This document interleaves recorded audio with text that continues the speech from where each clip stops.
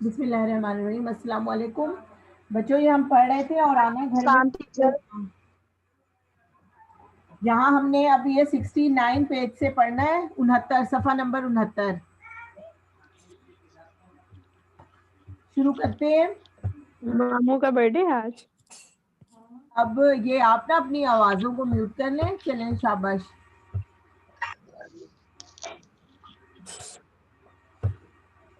میرا خیال ہے کہ اگر گھوڑے کی آواز بھی اسی تناسب سے بنائی گئی ہوتی تو تاریخی جنگوں میں توپ چلانے کی ضرورت پیش نہ آتی. یہ جہاں سے اس کو ریلیٹ کر رہے ہیں وہ کہہ رہے ہیں کہ اس کی جو آواز ہے, ملک کی آواز جو ہے, وہ اس کی جسامت کے حساب سے بہت زیادہ ہے, بہت تیز ہے. وہ اتنا نا جسامت اس کی اتنی نہیں ہے, اس کے اندر اس کا جسم اتنا بڑا نہیں ہے, لیکن اس کی آواز اس حساب سے بہت تیز ہے. تو وہ کہہ رہے آگے انہوں نے اس کا کہا ہے کہ میرا خیال ہے کہ اگر گھوڑے کی آواز بھی اسی تناسب سے یعنی اسی انداز سے بنائی جاتی جتنے انداز سے, یعنی اس کی اتنا چھوٹا سا جسم ہے لیکن آواز اس کی اتنی زیادہ ہے کہ دور دور تک جاتی ہے, تو پھر تاریخی جنگوں میں توپ چلانے کی ضرورت نہیں ہوتی. پھر وہ توپ کی بجائے گھوڑے کی آواز سے ہی کام لے سکتے تھے. اب یہاں یہ سوال کیا جا سکتا ہے کہ اگر آخر مرغ آذان کیوں دیتا ہے؟ ہم پرندوں کی نفسیات کے ماہر نہیں, وہ ہمیں نہیں پتا کہ پرندوں کی نفسیات کیا ہے. البتہ معتبر بزرگوں سے سنتے چلے آئے ہیں. معتبر یعنی جن کی عزت کی جائے, جو عزت والے ہوتے ہیں, جن کا اعتبار کیا جائے, تو ان بزرگوں سے کہا جائے, ان سے سنتے چلے آئے ہیں کہ صبح دم چڑیوں کا چہچہانا اور مرغ کی اذان دراصل عبادت ہے. یہ صبح کے وقت جب چڑیا چہچہاتی ہیں اور جو ہے وہ یہ عبادت کرتے ہیں, یعنی مرغ کی آواز, جو مرغ اپنی آواز صبح دم نکالتا ہے یا چڑیاں چہچہاتی ہیں, یہ دونوں کیا ہیں؟ یہ اللہ تعالیٰ کی عبادت ہے.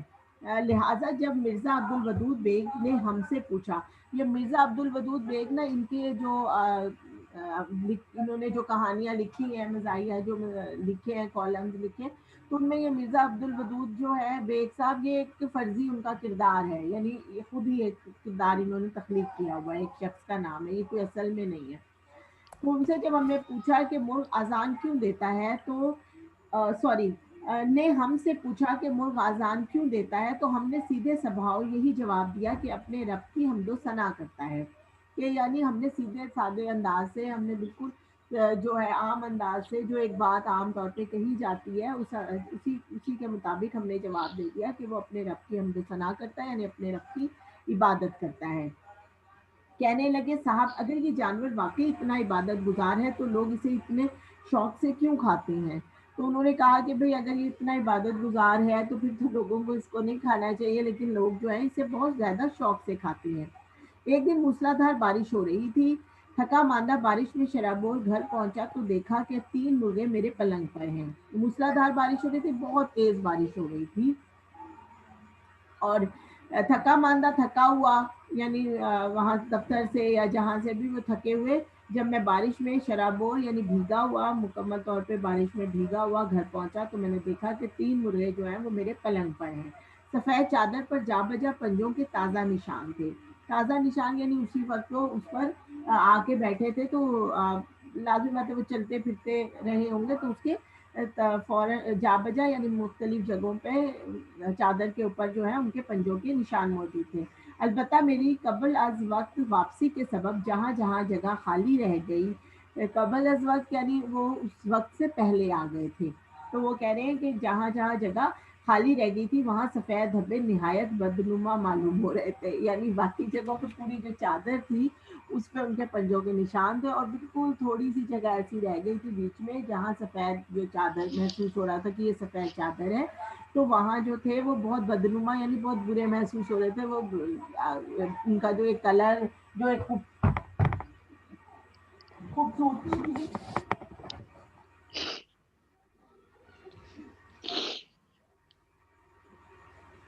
جو خوبصورتی تھی وہ اس پر بدنما وہ دھبے محسوس ہو رہے تھے, ایسا لگ رہا تھا بدنما داغ ہے, اس کی خوبصورتی کو ختم کر رہے تھے. میں نے ذرا درستی سے سوال کیا, درستی سے یعنی ذرا سختی سے سوال کیا, آخر یہ گلا پھاڑ پھاڑ کے کیوں چیخ رہے ہیں؟ بولی آپ تو خواہ مخواہ الرجک ہو گئے ہیں. یعنی اب وہ اپنی بیگم کا کہہ رہے ہیں کہ انہوں نے نا زور سے کہا کہ بھی آخر کیوں اتنا گلا پھاڑ پھاڑ کے چیخ رہے ہیں. تو ان کی جو بیوی تھی انہوں نے جواب دیا کہ آپ تو خواہ الرجک ہو گئے, یعنی آپ کو تو خواہ یہ بس برے لگنے لگے ہیں. یہ بیچارے چونچ بھی کھولیں تو آپ سمجھتے ہیں کہ مجھے چڑھا رہے ہیں. یعنی اگر یہ بیچارے ذرا سا بھی اپنی چونچ بھی کھولتے ہیں, یعنی انہوں نے بہت اس چیز کا برا منایا کہ وہ مرغوں کے بارے میں ایسی بات کیوں کر رہے ہیں. وہ تو ذرا سا بھی اگر کچھ کرتے ہیں نا تو آپ کو برا لگنے لگتا ہے, آپ کو لگتا ہے کہ مجھے چڑھا رہے ہیں. نہیں, آپ ان سے ہر وقت چڑھتے رہتے ہیں. میرے صبر کا پیمانہ لبریز ہو گیا. پیمانہ لبریز ہونا یعنی بہت زیادہ ہو گیا, بالکل ہی ناقابل برداشت ہو گیا مجھ سے یہ سب کچھ. دل نے کہا بس بہت ہو چکا, آؤ آج دو ٹوک فیصلہ ہو جائے. یعنی آج فیصلہ کر لیں, آج بس پکا فیصلہ ہو جائے. اس گھر میں اب یا تو یہ رہیں گی یا میں. نہیں, انہوں نے کہا کہ گھر میں یا تو مرغے رہیں گے یا میں رہوں گا. میں نے بپھر کر کہا, یعنی بہت زیادہ مجھے نا غصہ آیا, تو اس میں نے بپھر کر یہ جواب دیا. ان کی آنکھوں میں سچ مچ آنسو آ گئے. تو وہ بتا رہے ہیں کہ ان کی بیگم جو ہے ان کی آنکھوں میں سچ مچ کے آنسو آ گئے. وہ رونے لگی, ہراساں ہو کر کہنے لگی, یعنی ڈری ہوئی تھی تو اس میں کہنے لگی, نہیں برستے میں آپ کہاں جائیں گے. یعنی اتنا جو اتنی بارش انہوں نے مرغوں کو نہیں, یہ انہوں نے تو غصے میں کہا تھا کہ یہ رہیں گے یا میں. تو لیکن ان کی جو بیوی تھی انہوں نے کہا کہ آپ کہاں جائیں گے, اتنی بارش ہو رہی ہے, اتنی تیز بارش ہے, تو اس میں آپ کہاں جائیں گے. اس چیز کے بارے میں ایک مایوس کن انکشاف یہ بھی ہوا کہ خواہ موتی چگائیں خواہ سونے کا نوالا کھلائیں, مگر اس کو کیڑے مکوڑے, جھینگے, بھونگے, چونٹے اور کیچوے کھانے سے باز نہیں رکھ سکتے. وہ کہہ رہے ہیں کہ یہ بھی ایک مجھے انکشاف ہوا مایوس کن, یعنی جس سے مجھے بہت مایوسی ہوئی. انکشاف یعنی یہ مایوس کن بات جو ہے وہ مجھے معلوم ہوئی کہ آپ چاہے انہیں موتی کھلائیں یا سونے کا نوالا کھلائیں, مطلب جو بھی اچھے سے اچھا آپ ان کو کھانا کھلائیں, مگر ان کو کیڑے مکوڑے جو زمین میں چھوٹے چھوٹے سے ہوتے ہیں, یہ یا جھینگر, وہ جو عجیب ہوتا ہے, بھونگے جیسے ہوتے ہیں. نیزی بچے کہہ رہے ہیں ہمیں ایڈ کریں میسج پہ, وہ کہہ رہے ہیں.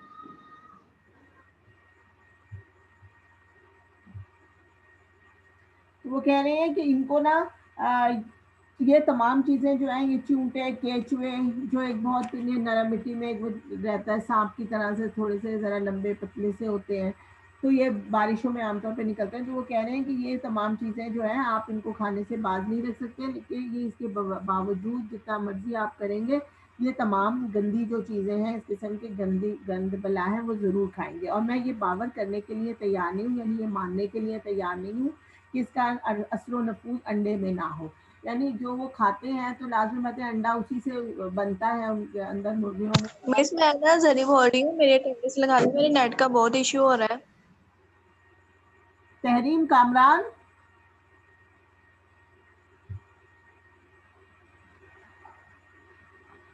میم اسٹوڈنٹ بول رہے کہ ہمیں ایڈ کریں. ایڈ کر لیا ہے بیٹا, میں نے سب کو کیا ہوا ہے ایڈ, تو جو آ رہا ہے میں کرتی جا رہی ہوں. تو جی ہو گئے ہیں سب, مس نے تو کیا. اس کا اثر و نفوذ انڈے میں نہ ہو. وہ کہہ رہے ہیں کہ ایسا نہیں ہو سکتا کہ ان کا اثر, جو یہ گندی چیزیں کھاتے ہیں اس کا اثر جو ہے وہ انڈے پہ نہ آئے. انڈے پہ لازمی انڈے میں اس کا جو ہے وہ ضرور اثر ہوتا ہے. پھر موپسا کے ایک افسانے کا ہیرو اگر یہ دعویٰ کرے کہ وہ زردی کی بو سے یہ بتا سکتا ہے کہ مرغی نے کیا کھایا تھا, تو اچنبے کی بات نہیں. موپسا جو ہے یہ ایک فرانس کا رائٹر ہے, وہ افسانے, ناول, اس قسم کی چیزیں لکھا کرتا تھا. تو وہ کہہ رہے ہیں کہ اگر اس کا جو ہے افسانے کا ہیرو اگر یہ دعویٰ کرے کہ وہ زردی کی بو سے یہ بتا سکتا ہے کہ مرغی نے کیا کھایا تھا, تو چمبے کی بات نہیں. یعنی وہ کہہ رہے ہیں کہ لازمی بات ہے, یہ گند بلا یہ کھاتی ہیں, تو ان کی زردی میں جو ایک اسمیل آتی ہے, اسے پتہ چل جاتا ہے کہ انہوں نے کیا کیا گندی چیزیں کھائی ہے, جسے مل کے یہ انڈا بنا ہے. خود ہمارے ہاں ایسے ایسے لائق قیافہ شناس دال روٹی پر جی رہے ہیں, جو ذرا سی بوٹی چکھ کے بکری کے چارے کا مفصل حال بتا سکتے ہیں.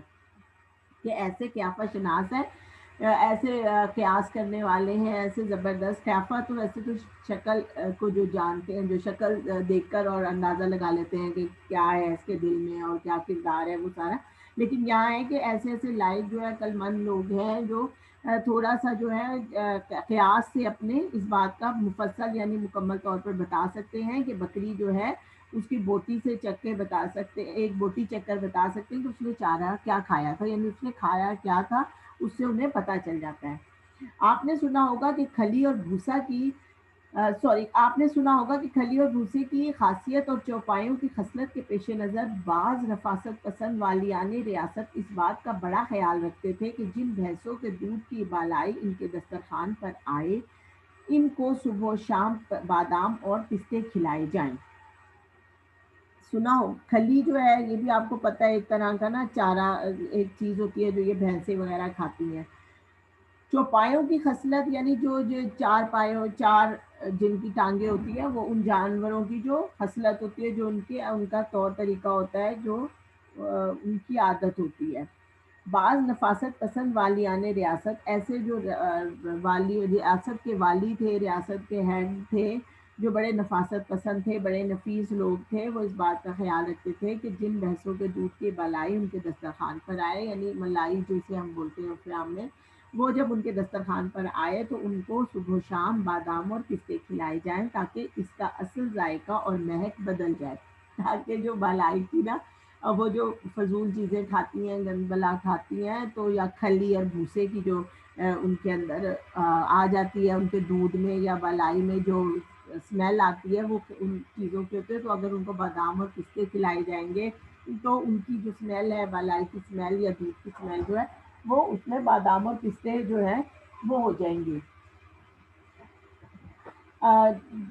اس کے ایک اور سنگین غلط فہمی جس میں خواص عوام مبتلا ہیں، یعنی ایک بڑی جو بری غلط فہمی ہے یا بڑی سخت غلط فہمی ہے وہ یہ ہے جس میں عام جو انسان ہے یعنی عوام اور خاص بندے سب جو ہیں اس میں مبتلا ہیں، جس کا ازالہ میں رفع عام کے لیے نہایت ضروری خیال کرتا ہوں کہ اس کو ضروری سمجھتا ہوں کہ اس کا ازالہ کیا جائے رفع عام کے لیے، عام لوگوں کی فلاح و بہبود کے لیے.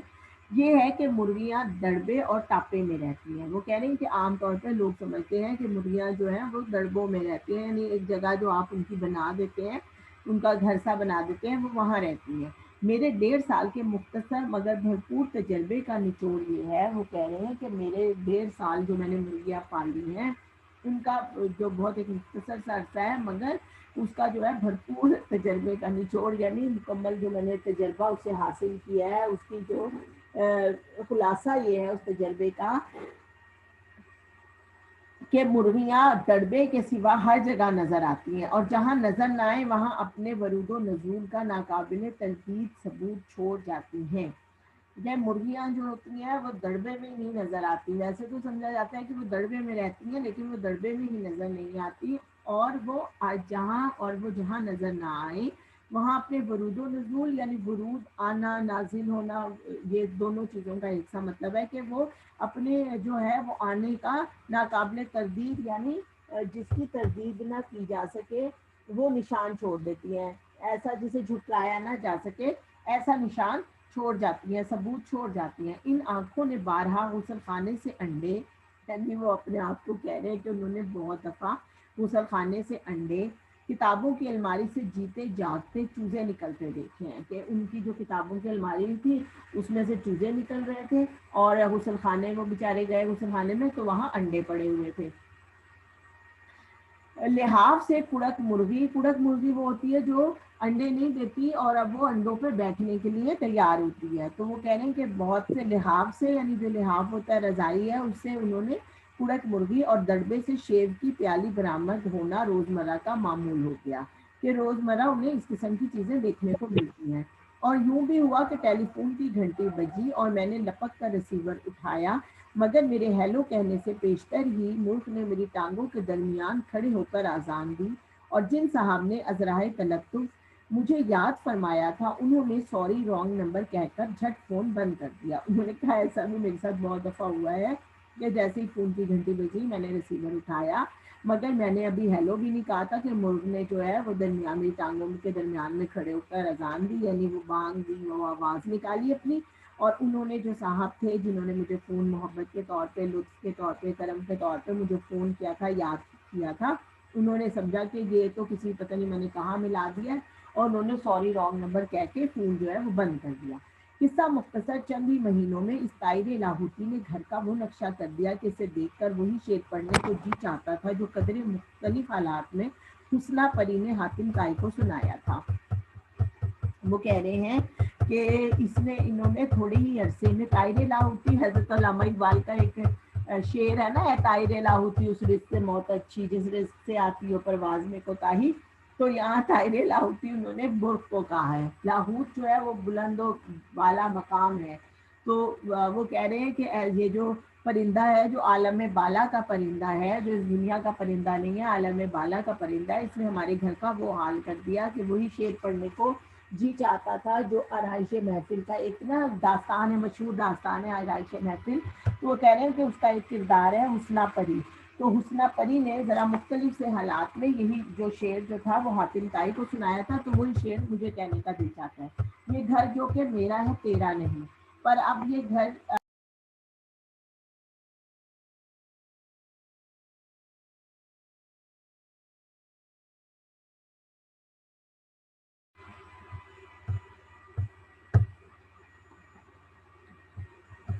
یہ گھر جو کہ میرا ہے تیرا نہیں، پر اب گھر یہ تیرا ہے میرا نہیں.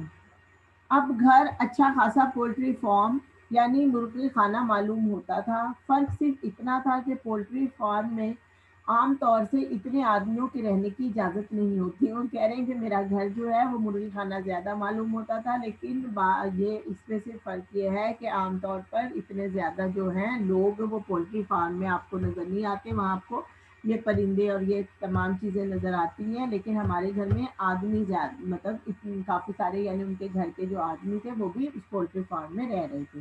جو حضرات عالم دنیاوی سے عاجز و پریشان رہتے ہیں وہ اب مشورہ دے رہے ہیں کہ وہ جو لوگ جو ہیں وہ اس دنیا کی مصیبتوں سے، اس دنیا کی جو مشکلات ہیں ان سے پریشان رہتے ہیں، عاجز رہتے ہیں، ان کو میرا مخلصانہ مشورہ ہے کہ مرغیاں پال لیں. تو ان کو میں خلوص سے یہ مشورہ دے رہا ہوں کہ انہیں چاہیے کہ وہ مرغیاں پال لیں. پھر اس کے بعد پردہ غیب سے کچھ ایسے نئے مسائل اور فتنے خود بخود اٹھ کھڑے ہوں گے کہ انہیں اپنی گزشتہ زندگی جنت کا نمونہ معلوم ہوگی. کہ اپنی پردہ غیب سے یعنی غیب کے پردے سے، غائب پردے سے ایسے جو ان کو نئے نئے مسائل جو ہیں اور فتنے جو ہیں، وہ برائیاں ایسی ایسی نئی خود بخود پیدا ہو جائیں گی کہ پھر انہیں لگے گا کہ وہ جو پہلے زندگی گزارے تھے وہ زیادہ بہتر تھی یا وہ جنت کا نمونہ تھی. یعنی وہ بیچارے جو ہیں وہ اس دنیاوی زندگی سے پریشان ہیں، وہ سمجھتے ہیں وہ بہت تکلیفوں اور مصیبتوں میں ہیں، لیکن جیسے ہی وہ مرغیاں پالیں گے تو انہیں پتہ چلے گا کہ وہ جو زندگی گزارے تھے وہ بہتر تھی، اور یہ جو مرغیوں کے بعد کی زندگی ہے یہ بہت بری ہے. تو یہ انہوں نے اپنے چراغ تلے جو ہے اس میں انہوں نے یہ افسانہ لکھا ہے اپنا. اب آپ لوگوں کا اب